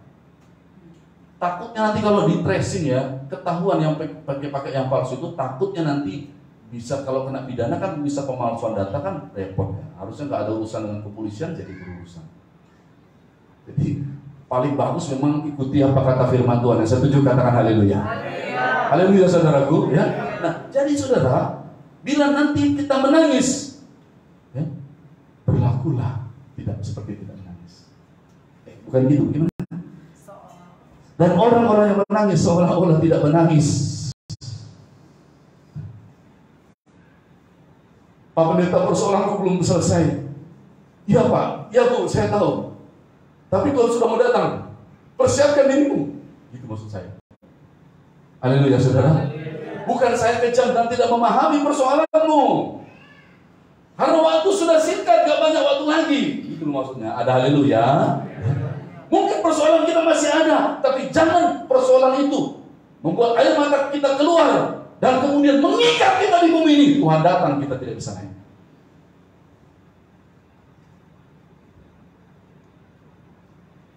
Haleluya. Makanya memang mental tentara paling cocok. Tentara itu dikatakan begini, seorang prajurit yang baik tidak memusikkan lagi hal-hal mengenai penghidupannya. Dia hanya mau berkenan sama komandannya. Yang ngerti katakan haleluya. Ini dijelaskan. Di mana kasihnya Pak Pendeta? Masa nggak ngerti orang lagi nangis, lagi susah. Maaf saudaraku, masalah ini Tuhan sudah mau datang. Dan tanda peringatan sudah beredar. Dan juga semua sedang terjadi ini. Saudara, tidak ada jalan lain. Makanya Tuhan berkata, biarlah orang yang tidak berdaya berkata apa? Ada haleluya saudara. Aku ini pahlawan. Yang menangis tadi berkata, aku ini pahlawan. Itu saudara. Ada haleluya. Ada haleluya. Ada haleluya. Ada lagi. Nah itu saudara kembangkan. Apakah pergumulan kita? Pak, belum selesai ini persoalan. Masih menangis dalam doa. Jangan habiskan tangisan untuk persoalan itu. Ingat Tuhan sudah mau datang. Biarlah saudara bertemu dengan Tuhan dalam hadirat Tuhan. Air mata saudara mengalir karena saudara berjumpa dengan Tuhan, dekat dengan Tuhan. Tuhan berkata begini, barang siapa mengikatkan dirinya kepada Tuhan menjadi satu roh. Ada haleluya. Kapan itu? Bukan nanti. Sekarang, bila kiri kanan. Sekarang, hari-hari sekarang ini. Ikatkan diri kita sama Tuhan. Jadi satu roh. Oke, lanjut ya. Dan orang-orang yang bergembira seolah-olah tidak bergembira. Ada haleluya saudara.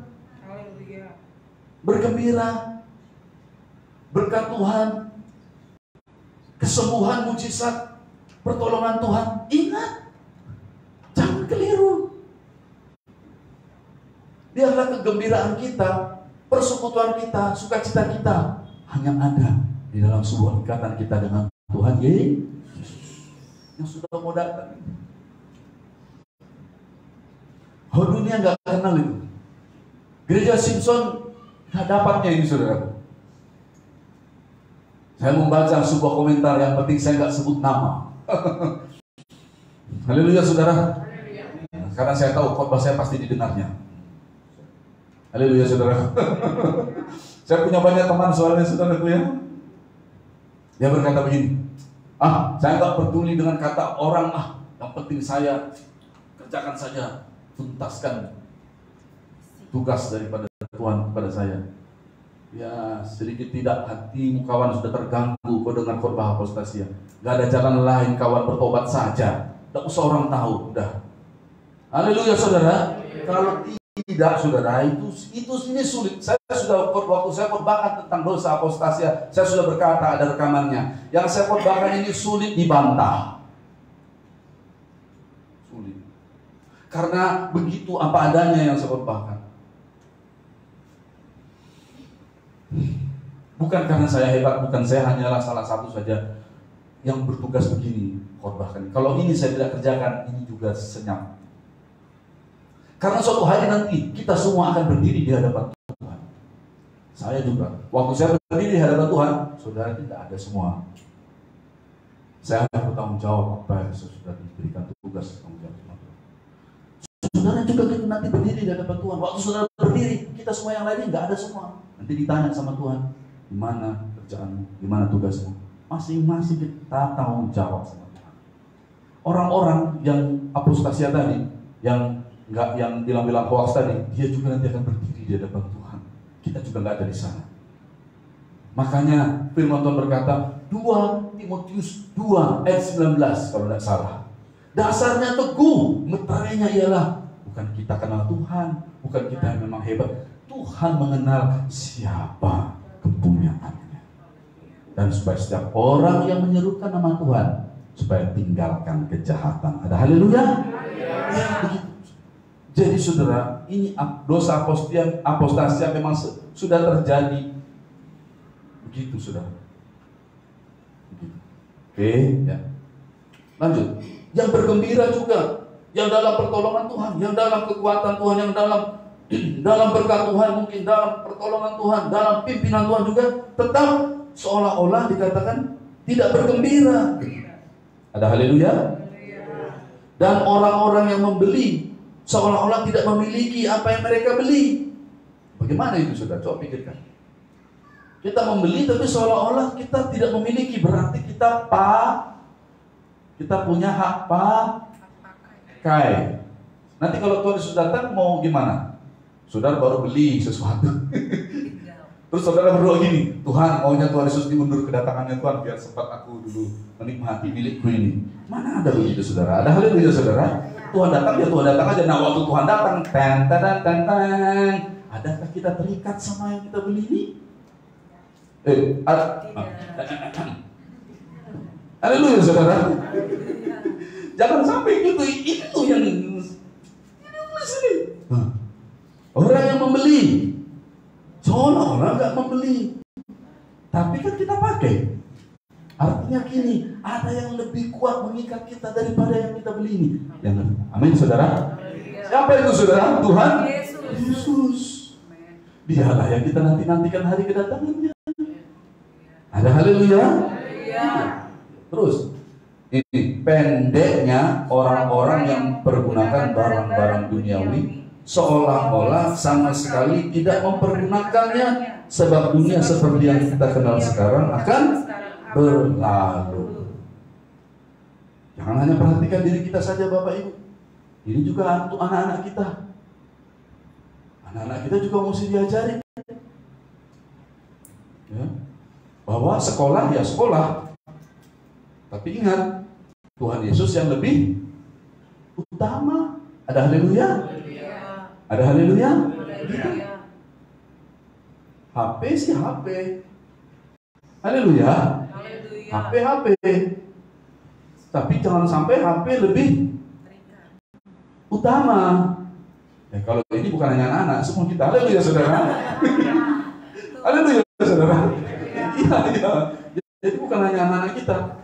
Ini khotbah ini bukan maksudnya agak kejam sama anak-anak, enggak, tapi ini yang benar.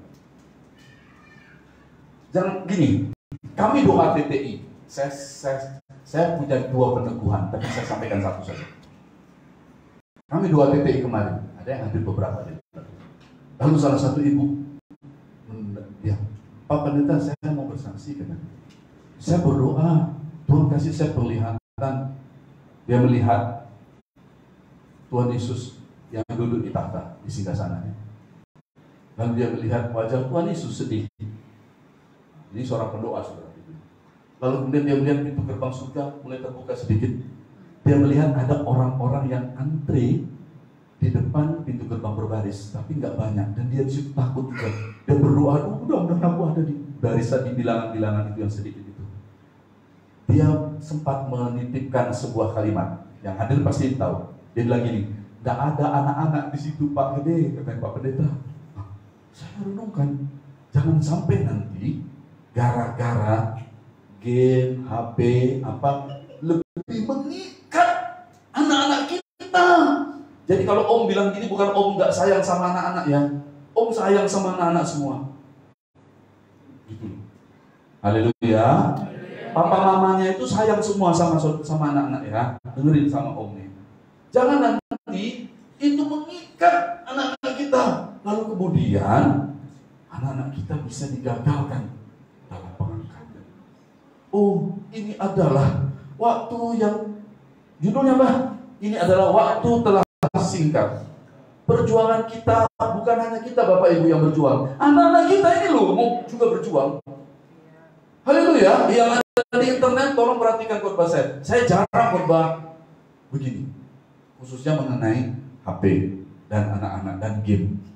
Tapi ini mesti dibilang.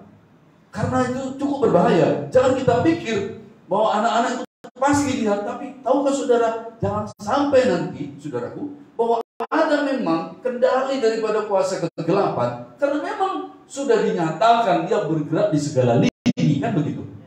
Di dalam nama Yesus, mari kita, saudaraku, masuk dalam peperangan yang serius ini. Ya. Usahakanlah dan berbuatlah sebagaimana dikatakan firman Tuhan ini. Apa usaha saudara di rumah saudara?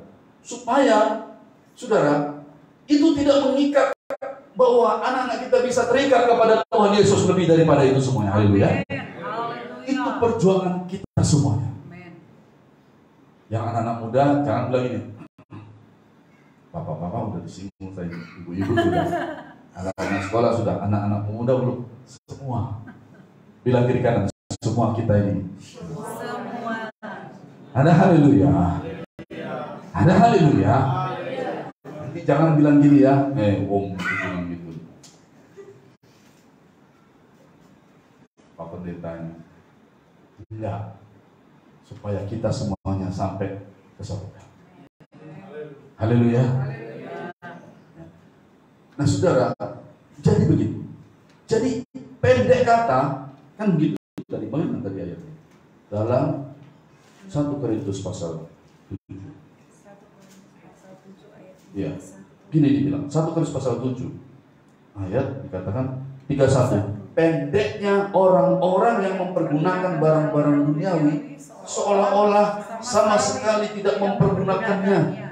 Sebab dunia seperti yang kita kenal sekarang akan berlalu. Saudara, kita sudah ingat, tadi sudah saya sampaikan bahwa musuh kita ini bukan Bapa terus terang, dia Bapa segala dusta. Jadi yang dia kasih kepada kita mungkin itu, yang mengikat kita itu mungkin sepertinya itu fun-fun, yang itu membuat bisa kesenangan, bisa membunuh waktu kita kosong atau dan sebagainya. Tapi jangan sampai bahwa itulah dustanya gitu.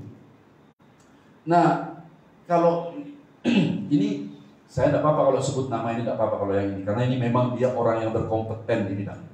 Yang ada yang Bapak Komjen Dharma Pongrekun itu, dia itu dulunya sebelumnya itu dia adalah wakil kepala BSSN ya, itu ya, Badan Sandi Negara. Jadi yang begini-begini itu, itu ahlinya dia. Saya ini bukan ahlinya. Cuman Tuhan kasih tahu juga sama saya sedikit-sedikit, maka saya mesti bilang itu bahaya. Kalau dia bilang memang itu itu dipakai teknologi itu ya. kita semua, dia bahkan dia keluarkan HP-nya. Ini saudara, dia keluarkan. Itu kalau sudah lihat videonya dia. Tapi saya di jemaat yang di kita dan juga di internet dimanapun firman Tuhan ini disebarkan, saya beritahu, biarlah saudara bereskan, ya, biarlah kita dan anak-anak kita terikat kepada siapa? Tuhan Yesus. Ada haleluya. Jadi saudara, bagaimana caranya supaya kita mempergunakannya seolah-olah kita tidak mempergunakannya? Artinya begini, ketika Tuhan datang, memang benar kita terikat kepada Tuhan Yesus. Ada haleluya saudaraku.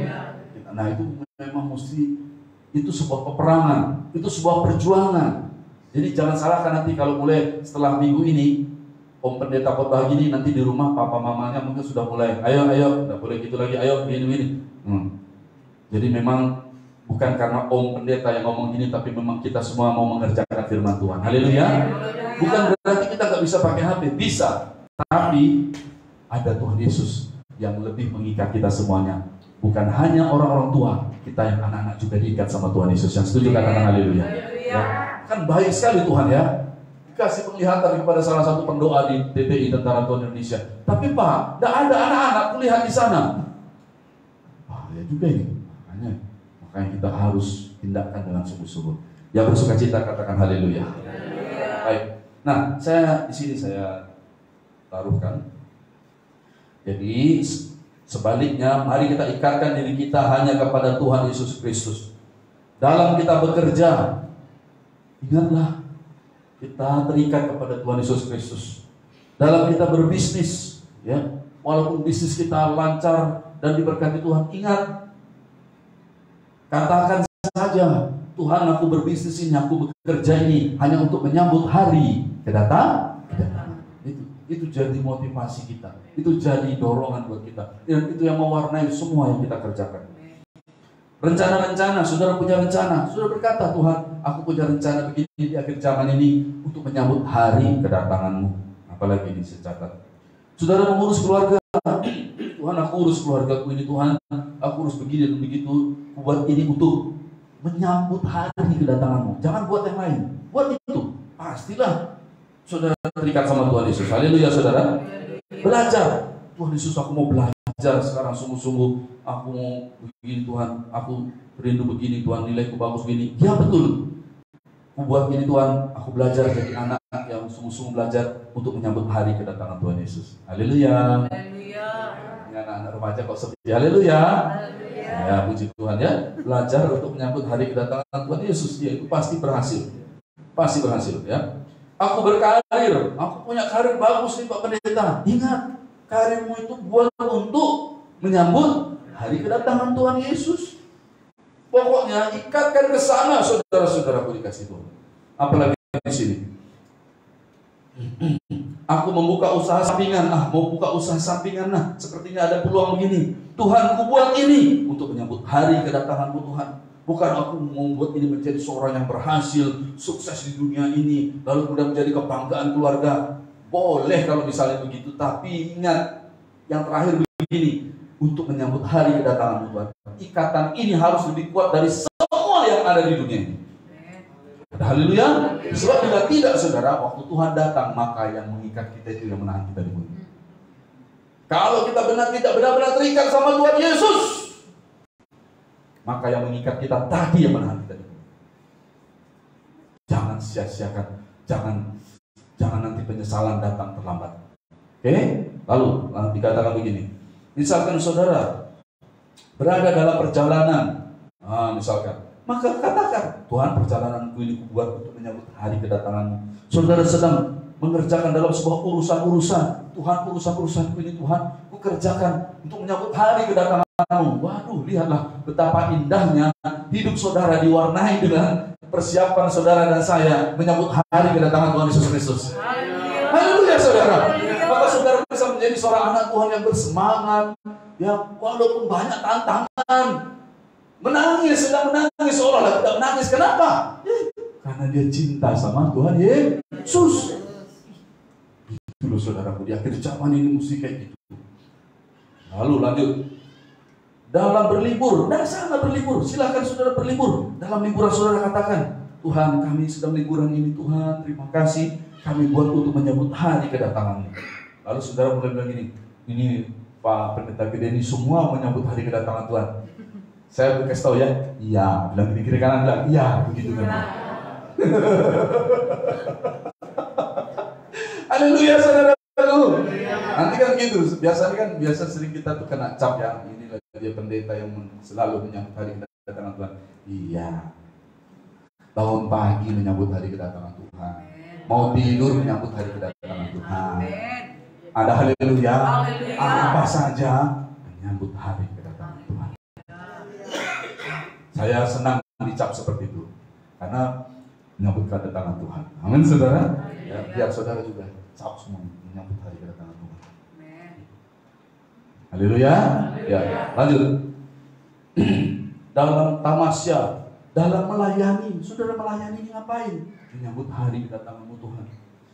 Kan begitu tadi, kita dipanggil itu menjadi seorang pelayan Kristus, hamba Tuhan, melayani. Terus menginjil, dalam berdoa, dalam apa saja, semuanya hanya untuk menyambut hari kedatangan Tuhan.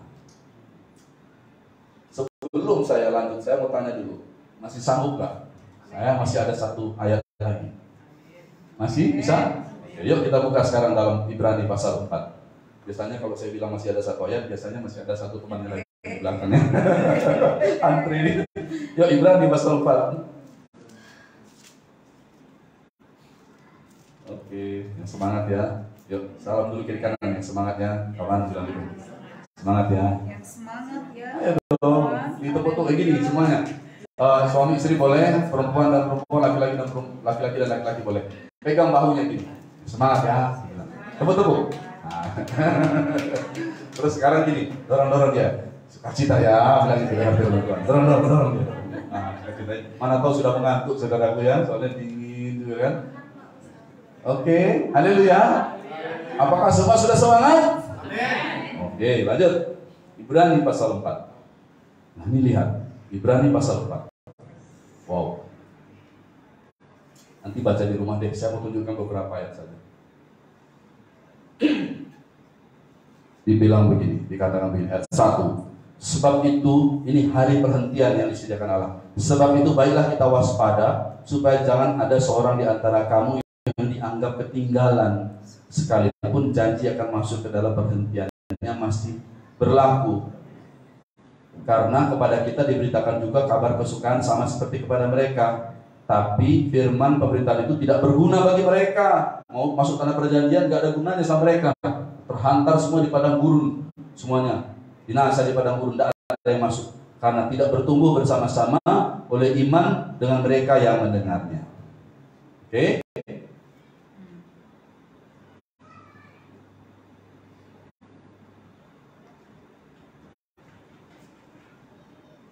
Ayat 8. Sebab andai kata Yosua telah membawa mereka masuk ke tempat perhentian, benar kan? Yosua masuk ke tanah perjanjian ya? Pasti Allah tidak akan berkata-kata kemudian tentang suatu hari lain. Tapi setelah zaman Yosua ternyata Tuhan masih berkata-kata tentang hari lain. Berarti inilah dia hari kedatangan Tuhan Yesus, di mana kita sudah berhenti. Semua berhenti masuk kepada peristirahatan. Saya itu dari zaman penciptaan ya, dari Adam sampai sekarang ini kira-kira 6.000 tahun. 6.000. Dan kita ingatkan satu hari di dalam Tuhan sama dengan 1.000 tahun, ada ayatnya. Sudah pernah baca ya? Berarti kalau 6 hari penciptaan ya 6.000 kira-kira kurang lebih. Ada 1.000 lagi, 1.000 tahun, satu hari lagi. Itulah dia hari ke-7, hari perhentian. Dan tidak kebetulan dikisahkan setelah pengangkatan itu dan perang Harmagedon masuk dalam kerajaan 1.000 tahun damai. Permulaan zaman yang baru itu. Jadi kalau dulu Yosua masuk ke tanah perjanjian, kalau memang nggak ada lagi tanah perjanjian yang mau dimasuki, harusnya nggak dikatakan lagi tentang memasuki tanah perjanjian. Tapi masih dikatakan oleh Tuhan, hari perhentian itu, inilah dia. Kita akan masuk ke sana, jangan gagal. Itu jadi peringatan. Orang Israel dulu tuh jadi peringatan, jadi contoh. Jangan ikuti contoh yang buruk. Ikuti Yosua bin Nun dan Kaleb bin Yefune yang nanti katakan haleluya. Itu dia maksudnya ya. Jadi masih tersedia ayat 9, suatu hari perhentian, hari ke-7 bagi umat Allah masih tersedia. Nah, itu. Ayat 11, karena itu baiklah kita berusaha untuk masuk ke dalam perhentian itu supaya jangan seorang pun jatuh karena mengikuti contoh ketidaktaatan itu juga. Sebab firman Allah hidup dan kuat dan lebih tajam daripada pedang bermata dua manapun. Wah, bagus sekali ini ayatnya. Ia menusuk amat dalam sampai memisahkan jiwa dan roh, sendi-sendi dan sumsum. Ia sanggup membedakan pertimbangan dan pikiran hati kita. Lihat saudara-saudara. Ada haleluya saudara? Kira-kira hari ini sudah dengar firman Tuhan, kira-kira terpisah nggak pertimbangan dan pemikiran hati saudara? Iya kan? Sudah mulai, iya ya. Ternyata gitu ya, kata firman Tuhan. Iya ya. Nah, terpisah sudah. Yang kemarin kita nggak ngerti, sekarang udah mulai ngerti. Yang kemarin nggak tahu mengambil keputusan, sekarang harus bisa mengambil keputusan. Jangan lagi salah mengambil keputusan. Ada haleluya saudara? Dan tidak ada satu makhluk pun yang tersembunyi di hadapannya. Sebab segala sesuatu telanjang dan terbuka di mata Dia yang kepadanya kita harus memberikan pertanggungan jawab. Ya, semua kita nanti akan bertanggung jawab sama Dia. Amin.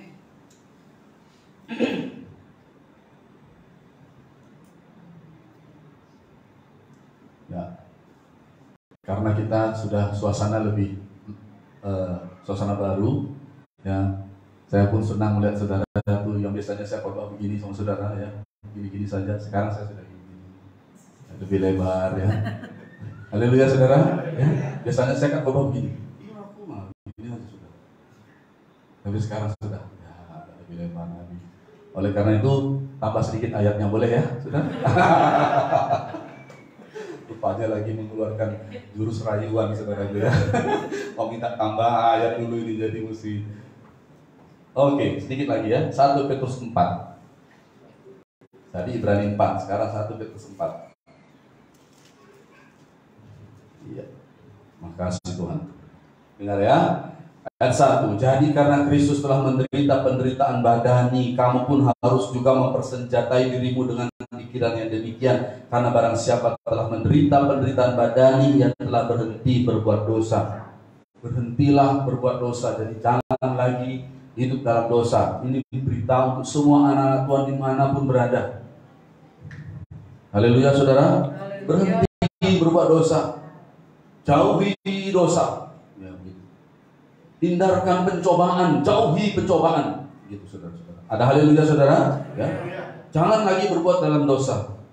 Lalu dikatakan menderita penderitaan badani. Jadi inilah dia hari-hari di mana pengikutan kita akan Kristus sudah mulai ada harga yang dibayar. Bukan sebelum semua ini datang, saudaraku, kita belum pernah masuk pada hari-hari seperti sekarang.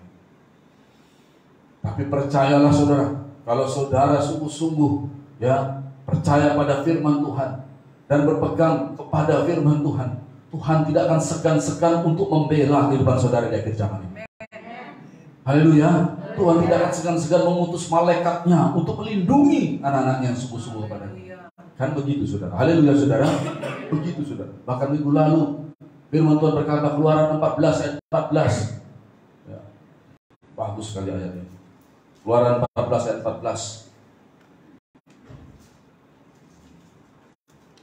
Saya khotbahkan tentang tentara Tuhan di akhir zaman. Lalu Tuhan memberikan kepada saya sebuah ayat yang sangat luar biasa. Tuhan akan berperang untuk kamu dan kamu akan diam saja. Dikatakan Tuhan akan berperang untuk kamu dan kamu akan diam saja. Haleluya. Lalu gimana hubungannya? Apakah kita diam santai-santai berbaring di kandang-kandang itu? Tidak. Kita berdoa. Angkat senjata doa. Waktu kita angkat tangan, Tuhan turun tangan. Tuhan yang berperang bagi kita, kita diam saja karena kita sudah berdoa dan kita sudah mulai membayar harga. Ya. Menderita penderitaan badani, apa yang gereja Simpson nggak mau itu ya. Tapi kita sudah jalani dan kita akan terus berjalan dalam jalan Tuhan. Lalu dikatakan 1 Petrus pasal 4 dikatakan, supaya waktu yang sisa jangan kamu pergunakan menurut keinginan manusia, tetapi menurut kehendak Allah. Jadi ini sebuah nasihat sungguh-sungguh dari Rasul Petrus, bahwa ada waktu yang sisa untuk kita dan untuk keluarga kita. Ada haleluya saudara. Waktu yang sisa ini gunakanlah sebaik-baiknya. Amin. Gunakan sebaik-baiknya waktu yang sisa ini. Hari-hari kita ini sangat berharga. Waktu-waktu yang Tuhan berikan sangat-sangat berharga. Inilah kita sedang hidup di akhir zaman, yang mana banyak orang berkata semua sudah pulih dan baik-baik saja, semua sudah aman dan ramai kembali. Saya punya berita bahwa kebenarannya digitalisasi sekarang memang sedang merambah semuanya, masuk kepada semua anak Tuhan dan gereja. Makanya mereka baik-baik di dalam Mesir di akhir zaman dengan baik-baik. Bagi kita yang sudah bertobat, yang lari keluar dari Babel itu, Mesir akhir zaman, bagi kita yang tidak mau terkenal kepada itu semuanya, saudara-saudaraku dikasih Tuhan, dikatakan mari kita gunakan waktu yang sisa ini sebaik-baiknya. Bukan hanya kita, keluarga kita juga, ya di rumah kita, yang ngerti katakan haleluya. Ya, gitu kan dikatakan ya. Nah, sebab telah cukup banyak waktu kamu pergunakan lakukan kehendak orang-orang tidak mengenal Allah.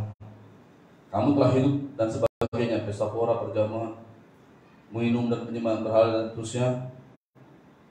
Lalu ini begini, ayat 5. Tapi mereka harus memberi pertanggungan jawab kepada Dia yang telah siap sedia menghakimi orang yang hidup dan yang mati. Saudara ingat, semua kita akan bertanggung jawab suatu hari. Jangan pikir kita ini hidup tanpa pertanggungjawaban. Nah. Semua kita bertanggungjawabkan. Makanya gunakan waktu yang sisa sekarang ini sebaik-baiknya. Ada haleluya. Bilang kiri kanan, pergunakan waktu kita sebaik-baiknya ya saudaraku. Waktu yang sisa ini, bilang gitu. Waktu yang sisa. Ada haleluya. Ada haleluya. Haleluya, ya itu dia ya. Jadi hidup penuh dengan hikmat ya. Gunakan waktu yang sisa ini sebaik-baiknya. Hidup dengan penuh hikmat dengan orang luar. Ada haleluya saudara. Ya memang gak bisa lagi seperti dulu. Ya, mau gak mau saudara-saudara. Perlu gak saya jelaskan ini? Saya rasa saudara sudah mengerti aja lah. Kita gak bisa lagi seperti dulu. Ya. Tapi waktu yang sisa ini mari kita berbuat baik ya kepada banyak orang, tetapi dikatakan dalam ayat yang lain dikatakan terutama kepada saudara-saudara seiman. Tapi itu pun sekarang sudah mulai ada pergeseran. Saudara-saudara seiman ini juga golongan seperti kita ini dikatakan orang kena hoax. Begitu. Jadi sudah mulai ada pemisahan-pemisahan. Nah, saya nggak perlu bahas lebih lanjut. Saudara sudah tahu maksud saya. Perhatikanlah orang-orang remnant ini. Haleluya. Iya. Nanti jangan bilang gini, wah ya udah kalau kamu sama orang-orang, saya mau sama semua orang. Boleh, ini bebas kok, wilayah bebas. Saya tugas saya hanya menyampaikan saja. Tapi saudara, ayat Alkitab berkata begini dalam Efesus 5 ayat 16 dikatakan begini. Sekarang saudara sudah menjadi nyata, semakin nyata. Efesus 5.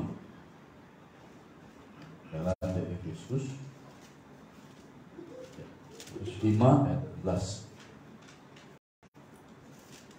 Katakan begini. Karena itu perhatikanlah dengan seksama bagaimana kamu hidup. Janganlah seperti orang bebal, tetapi seperti orang arif ya. Doa saya kita semuanya masuk dalam golongan arif ya. Dan pergunakanlah waktu yang ada, karena apa? Hari-hari ini adalah jahat. Ini peringatan sebenarnya. Benar-benar jahat. Hari-hari ini sekarang inilah. Kalau ini sudah ditulis 2000 tahun yang lalu, ya, memang sudah menolong banyak anak-anak Tuhan dari generasi ke generasi. Tapi dengarkan baik-baik, habis ini nggak ada lagi kerajaan kelima, nggak ada lagi binatang kelima. Inilah dia kerajaan yang terakhir. Jadi ibaratnya seperti film sebelum game over, itulah pertempuran yang paling sengit. Dan itu terjadi pada generasi kita sekarang. Sadarilah sebaik-baiknya, saudara-saudara. Haleluya, saudara. Ya, sadarilah. Ubahkan pikiran kita. Jangan jadi bebal. Jadilah arif. Tidak ada yang bisa mengubahkan, kita yang mengubahkan diri kita sendiri. Lalu dikatakan Galatia 6 ayat 10. Galatia 6 ayat 10 dikatakan begini. Saya bacakan. Karena itu selama masih ada kesempatan bagi kita, ya, waktu yang singkat ini, ya, marilah kita berbuat baik kepada semua orang, tetapi terutama kepada kawan-kawan kita seiman. Nah, ini juga saudara sudah mulai, saudara kan bisa lihat sekarang. Jadi saya nggak mau panjang lebarkan ini, saudara perhatikanlah.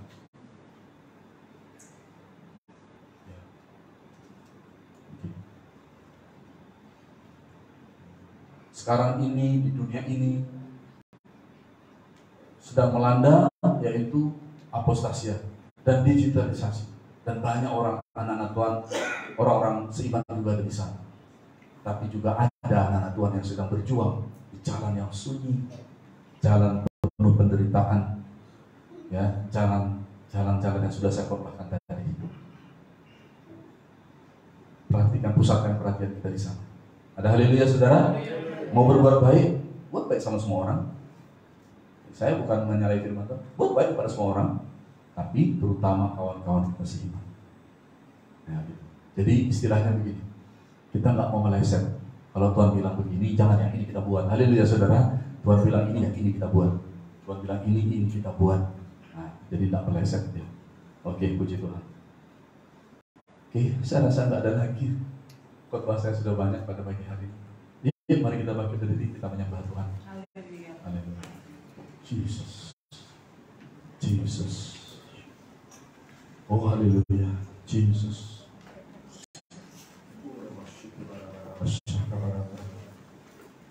Jesus.